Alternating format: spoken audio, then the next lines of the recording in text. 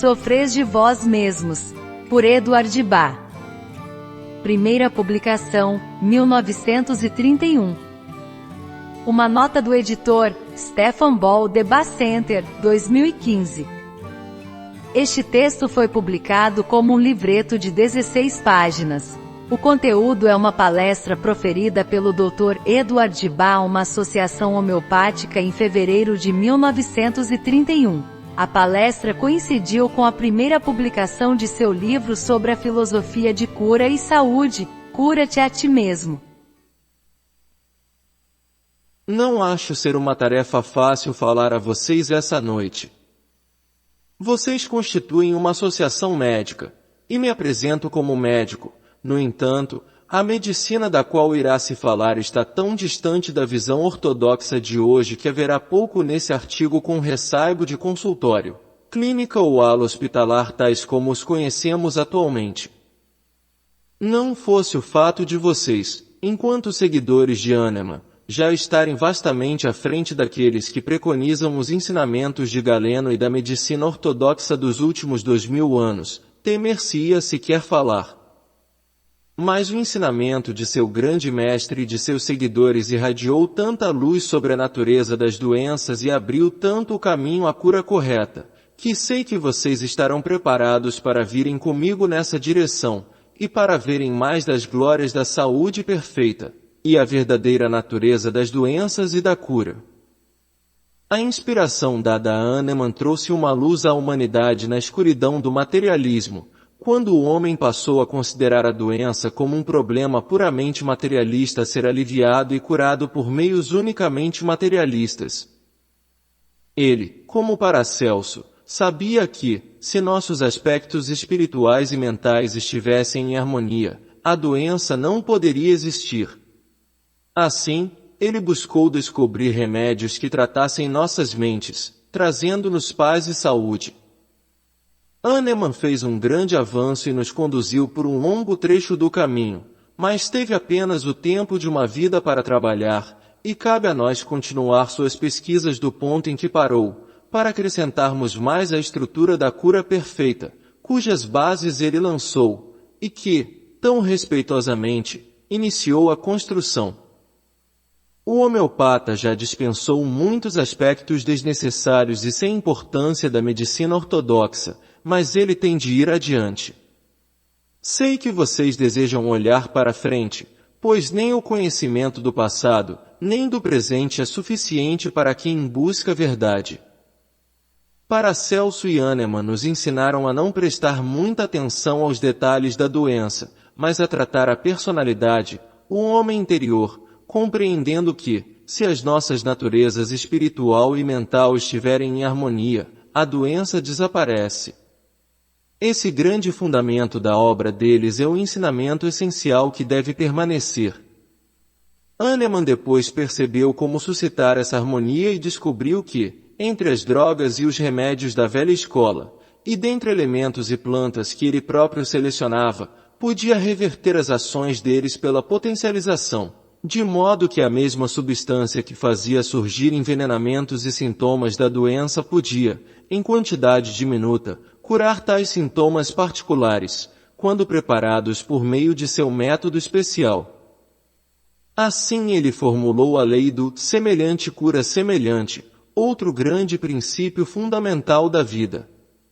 E nos possibilitou continuar a construção do templo, cujos planos iniciais lhe haviam sido revelados. E se seguirmos nessa linha de pensamento, a primeira grande compreensão que nos sobrevém é a verdade de que a doença, em si, é semelhante curando semelhante, pois a doença é o resultado da atividade errônea. Ela é a consequência natural da desarmonia entre nossos corpos e nossas almas. É semelhante curando semelhante, pois a própria doença, em si, impede e previne que levemos nossas más ações longe demais, e é, ao mesmo tempo, uma lição para nos ensinar a corrigir nossos caminhos e harmonizar nossas vidas com os ditames da nossa alma. A doença é o resultado do pensamento errôneo e da ação errônea, mas cessa quando a ação e o pensamento são corrigidos. Quando a lição de dor, sofrimento e aflição é aprendida, não há mais propósito em sua presença, e ela automaticamente desaparece.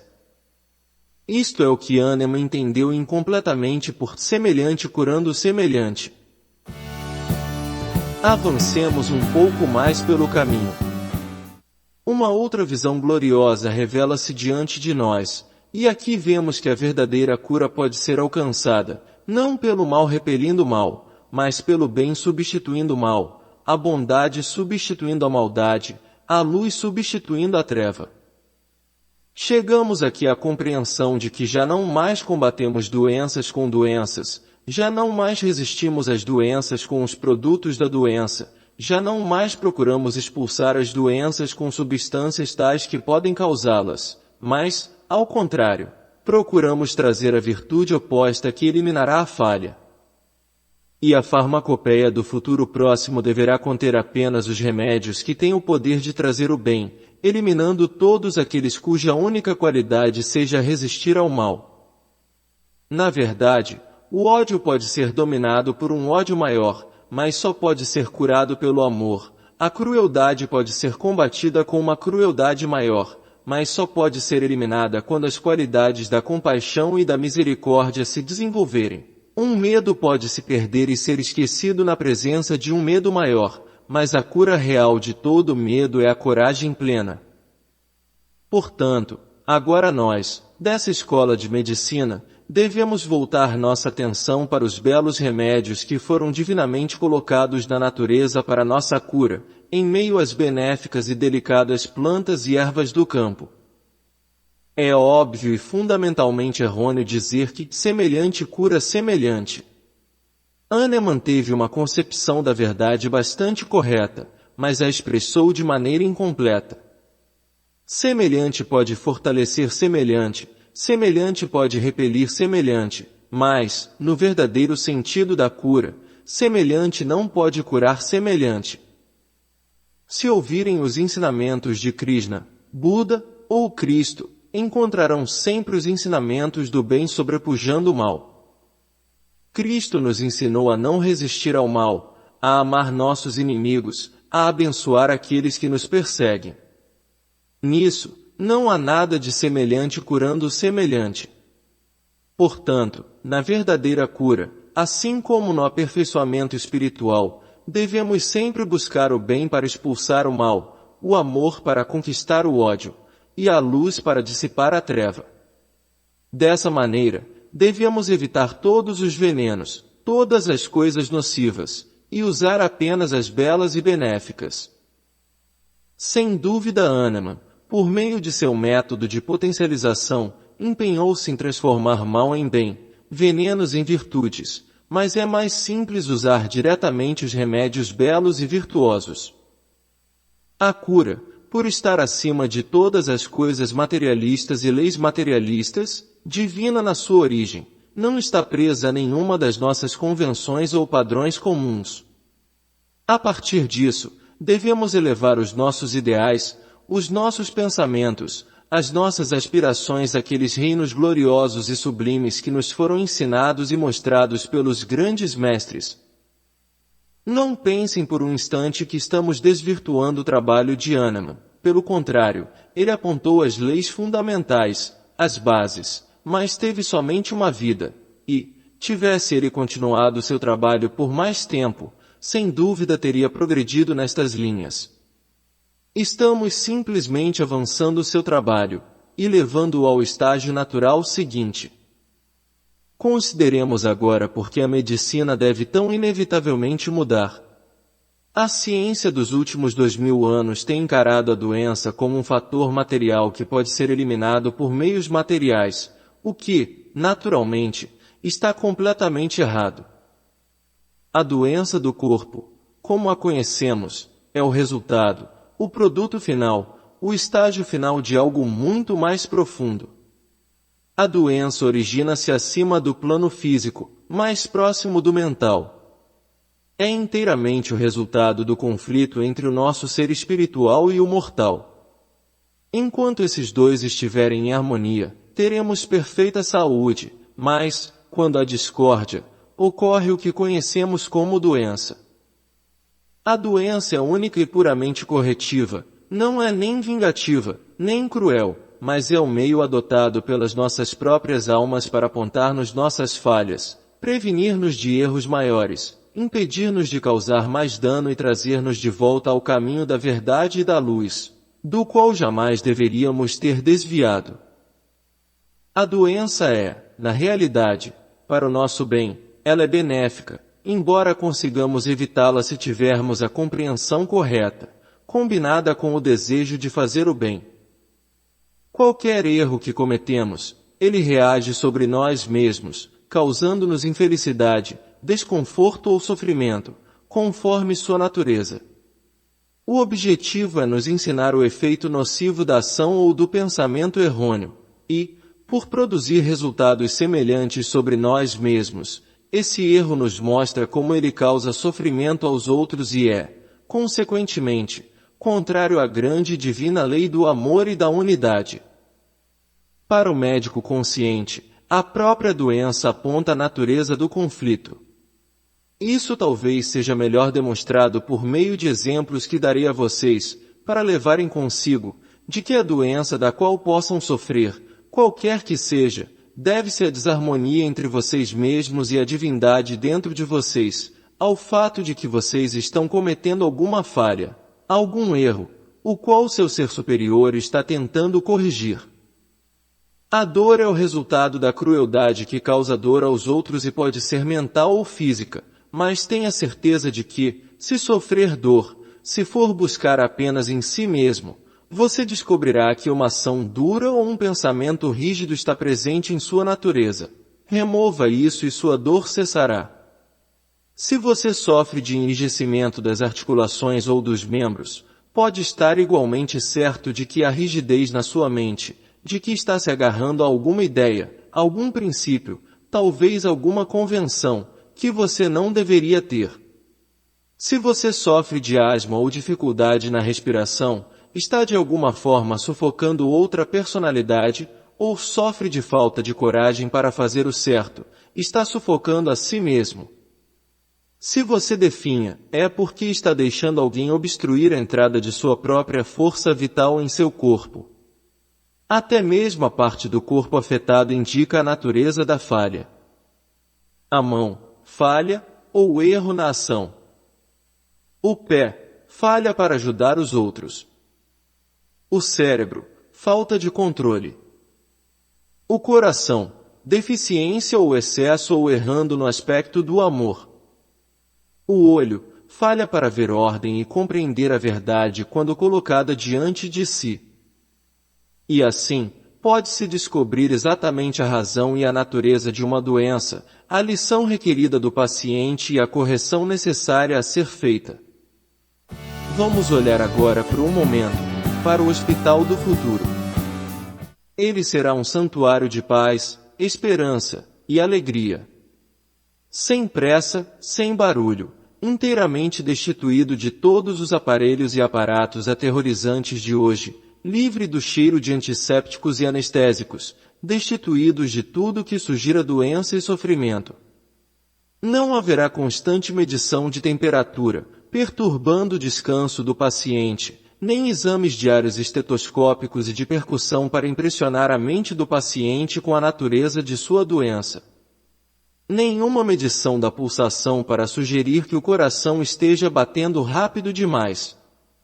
Pois todas essas coisas removem a verdadeira atmosfera de paz e de calma que é tão necessária para o paciente fazer sua rápida recuperação. Tampouco haverá necessidade de laboratórios, pois o exame microscópico não importará mais quando for integralmente compreendido que é o paciente a ser tratado e não a doença. O objetivo de todas as instituições será ter uma atmosfera de paz, de esperança, de alegria e de fé. Tudo será feito para encorajar o paciente a esquecer sua doença, a lutar pela saúde, ao mesmo tempo, a corrigir qualquer falha em sua natureza e a alcançar um entendimento da lição que tem de aprender. Tudo sobre o Hospital do Futuro será encorajador e belo, a fim de que o paciente busque aquele refúgio, não apenas para ser aliviado de sua enfermidade, mas também para desenvolver o desejo de viver uma vida mais em harmonia com os ditames de sua alma do que houvera feito anteriormente. O hospital será a mãe dos doentes, irá levantá-los em seus braços, irá acalmá-los e confortá-los, e lhes trará esperança, fé e coragem para superar suas dificuldades. O médico do futuro compreenderá que ele próprio não tem o poder de curar, mas que, se ele dedicar sua vida ao serviço de seus irmãos, se estudar a natureza humana para que possa, em parte, compreender seu significado, se desejar de todo o coração aliviar o sofrimento e se entregar por inteiro ao socorro dos doentes, então, através dele, poderá ser enviado conhecimento para guiá-los e poder de cura para aliviar suas dores. E mesmo assim, seu poder e habilidade para ajudar será proporcional à intensidade de seu desejo e vontade de servir. Ele entenderá que a saúde, como a vida, é de Deus, e só de Deus. Que ele e os remédios que usa são meramente instrumentos e agentes do plano divino para ajudar a trazer aquele que sofre de volta ao caminho da lei divina. Ele não terá interesse na patologia ou na anatomia mórbida, pois seu estudo será o da saúde. Não lhe importará se, por exemplo, a respiração curta é causada pelo bacilo da tuberculose, pelo estreptococo, ou por qualquer outro organismo, mas importará bastante saber por que o paciente sofre dificuldade de respiração. Em momento algum será necessário saber qual metade do coração está prejudicada, mas será vital perceber de que maneira o paciente está desenvolvendo erroneamente o seu aspecto do amor. O raio-x não será mais utilizado para examinar uma articulação artrítica, mas, em vez disso, será realizada uma investigação na mentalidade do paciente com o propósito de descobrir a rigidez em sua mente. O prognóstico da doença não dependerá mais dos sinais físicos e dos sintomas, mas da habilidade do paciente para corrigir sua falha e se harmonizar com sua vida espiritual. A educação do médico será um estudo profundo da natureza humana, uma grande consciência do puro e do perfeito, um entendimento do estado divino do homem, e o conhecimento de como ajudar aqueles que sofrem para que possam harmonizar sua conduta com seu ser espiritual, a fim de que possam trazer paz e saúde à personalidade.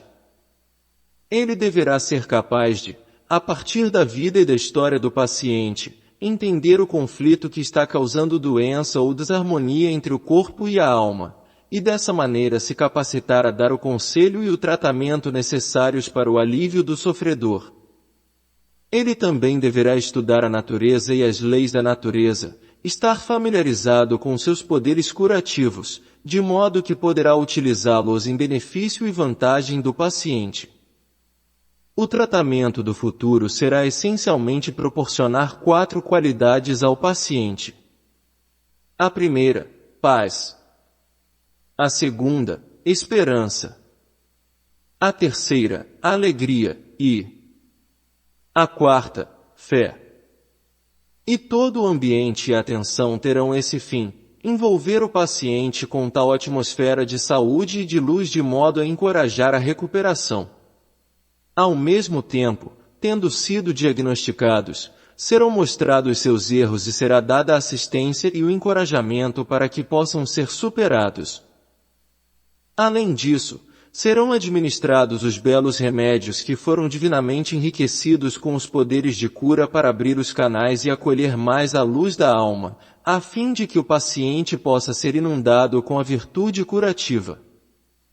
A ação desses remédios é a de aumentar nossas vibrações e a de abrir nossos canais para o acolhimento do nosso eu espiritual, há de inundar as nossas naturezas com a virtude de que precisamos e há de nos limpar da falha que está causando mal. Eles são capazes, como uma bela música ou algo gloriosamente edificante que nos dá inspiração, de elevar nossa própria natureza e de nos trazer mais perto da nossa alma, e, pela mesma ação, de nos trazer paz e de aliviar os nossos sofrimentos.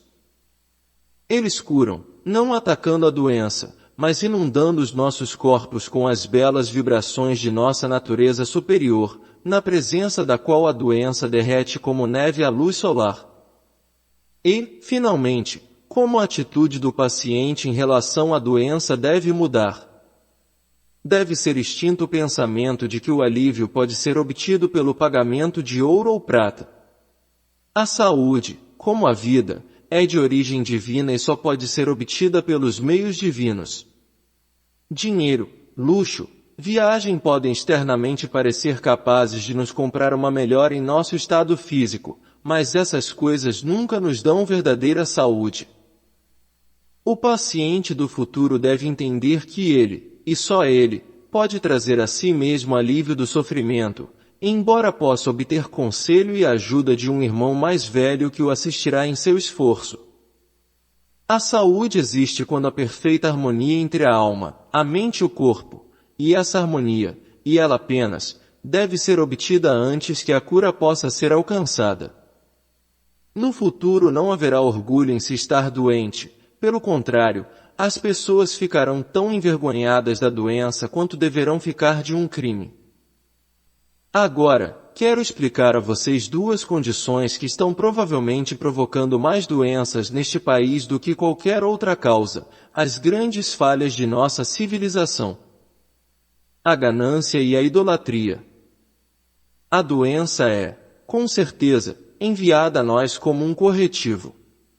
Nós a provocamos inteiramente a nós mesmos, ela é o resultado de nossas ações erradas e nossos pensamentos errados.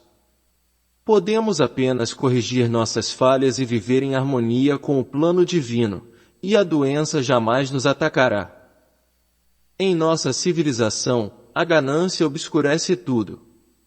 A ganância por riqueza, por cargo, por posição, por honrarias mundanas, por conforto, por popularidade, embora não seja sobre essas que se falaria, pois elas ainda são em comparação inofensivas. A pior de todas é a ganância de se possuir outro indivíduo. Na verdade, isso é tão comum entre nós que passou a ser visto quase como certo e adequado, embora não atenue o mal, pois desejar a posse ou influência sobre outro indivíduo ou personalidade é usurpar o poder de nosso Criador. Quantos, dentre seus amigos ou suas relações, você pode contar que sejam livres? Quantos são os que não estão presos ou são controlados por algum outro ser humano?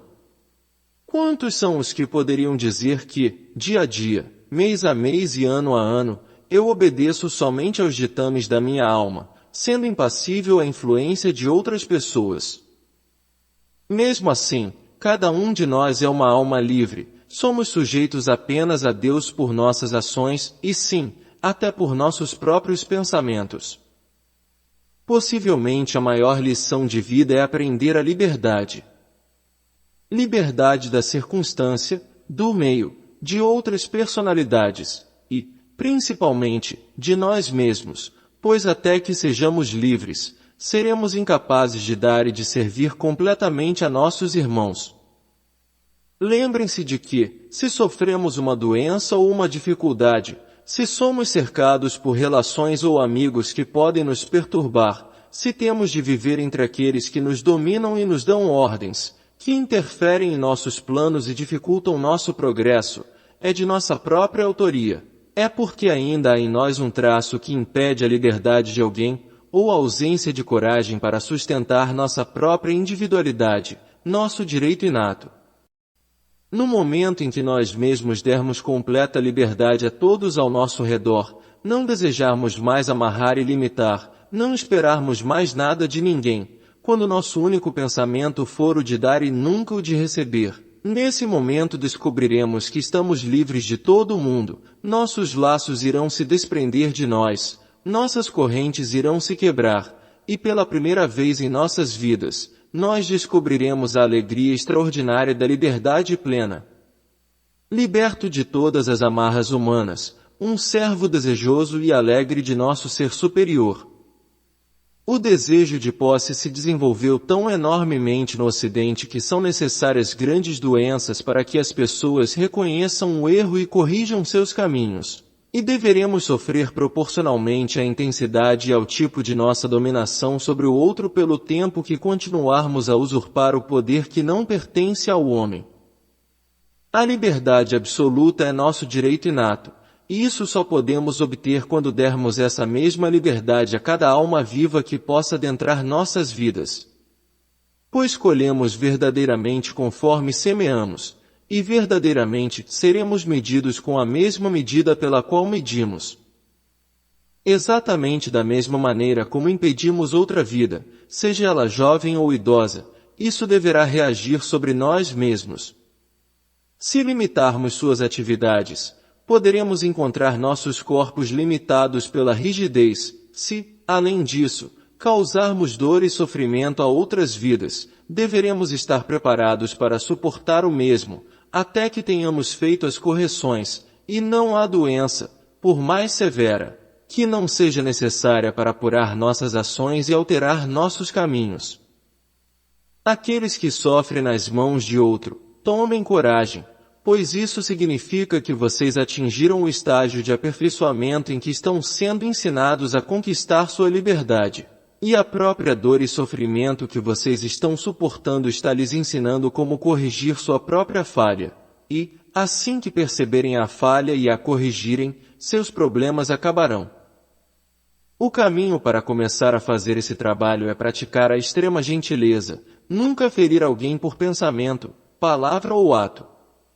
Lembrem-se de que todas as pessoas estão resolvendo sua própria salvação, estão vivendo para aprender as lições que aperfeiçoarão sua própria alma, e que devem fazer isso por si mesmas, devem conquistar suas próprias experiências, descobrir as armadilhas do mundo e, por meio de seu próprio esforço, encontrar o caminho que as levará ao topo da montanha. O máximo que podemos fazer, quando temos um pouco mais de conhecimento e de experiência que nossos irmãos mais jovens, é muito gentilmente guiá-los. Se eles ouvirão, muito bem e muito bom, se não, devemos esperar pacientemente até que eles tenham adquirido mais experiências que lhes ensinem sua falha, e que assim eles possam voltar para nós novamente. Devemos nos esforçar para sermos tão gentil, tão tranquila, tão pacientemente prestativos que andaríamos entre nossos companheiros mais como um sopro de ar ou um raio de luz solar, sempre prontos para ajudar quando eles pedissem, mas nunca os forçando às nossas próprias visões. Agora quero lhes falar de outro empecilho à saúde, que é muito, muito comum atualmente e que é um dos maiores obstáculos que os médicos encontram em seu esforço de curar. É um obstáculo que é uma forma de idolatria. Cristo disse, não podeis servir a Deus e a Mamon, e, no entanto, o serviço a Mamon é um de nossos maiores obstáculos. Houve um anjo uma vez, um anjo glorioso e magnífico, que apareceu para São João que prostrou-se em adoração. Mas o anjo lhe disse, vedes, não fazeis isto, sou teu servo companheiro como um de teus irmãos. Adore a Deus. E ainda hoje, dezenas de milhares de nós não adoramos a Deus, nem mesmo a um anjo poderoso, mas a um ser humano. Posso assegurar-lhes que uma das maiores dificuldades que tem de ser superada é a adoração de um sofredor por outro mortal. Quão comum é a expressão, preciso pedir ao meu pai, à minha irmã, ao meu marido. Que tragédia pensar que uma alma humana, desenvolvendo sua evolução divina, precisa parar para pedir permissão a um companheiro de viagem. A quem imagina que pertence sua origem, seu ser, sua vida, a um companheiro ou a seu Criador?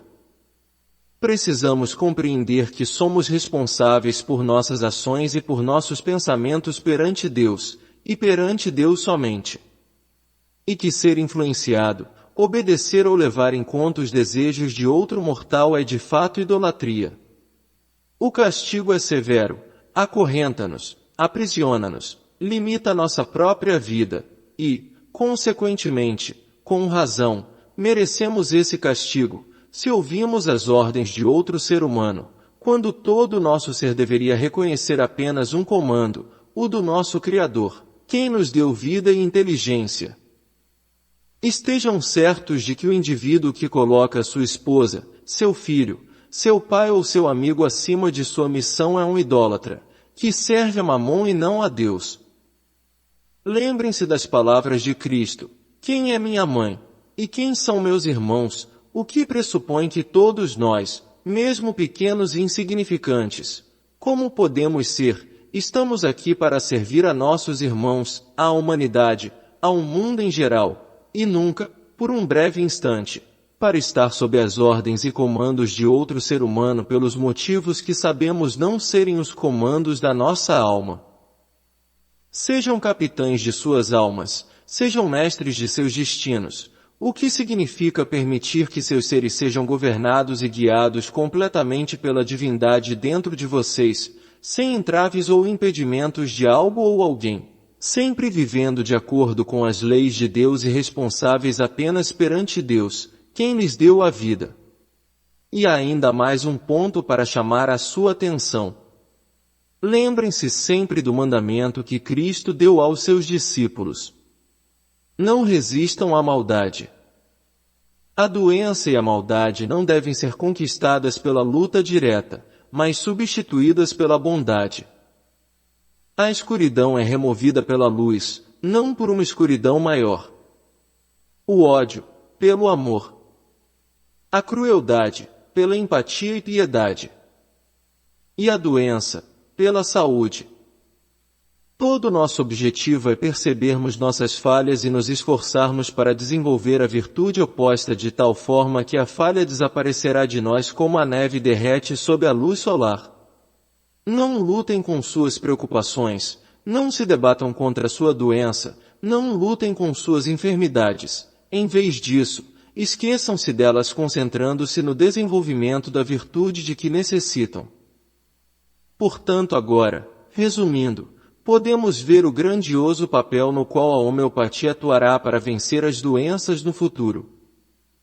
Já que chegamos à compreensão de que a doença em si é semelhante curando semelhante, que é de nossa própria autoria, para nossa correção e para nosso bem maior, e a compreensão de que podemos evitá-la, se nós vamos apenas aprender as lições necessárias e corrigir nossas falhas antes que uma lição mais severa de sofrimento seja necessária.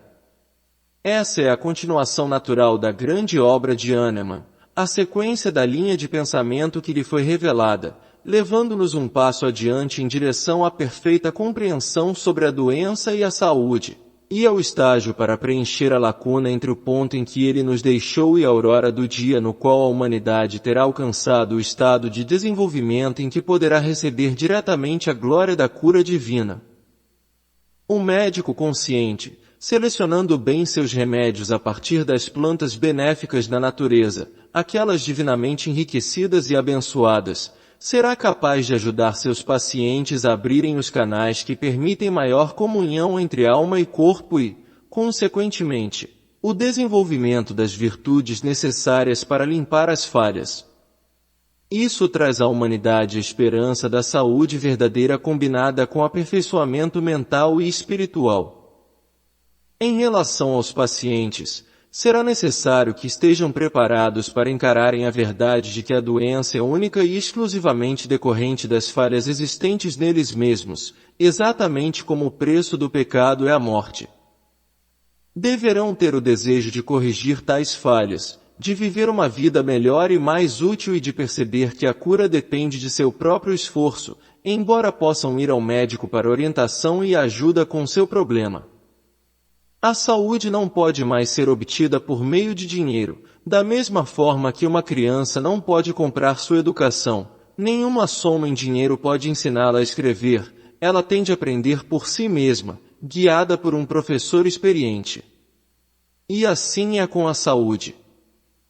Há 2 grandes mandamentos: ama a Deus e ao teu próximo.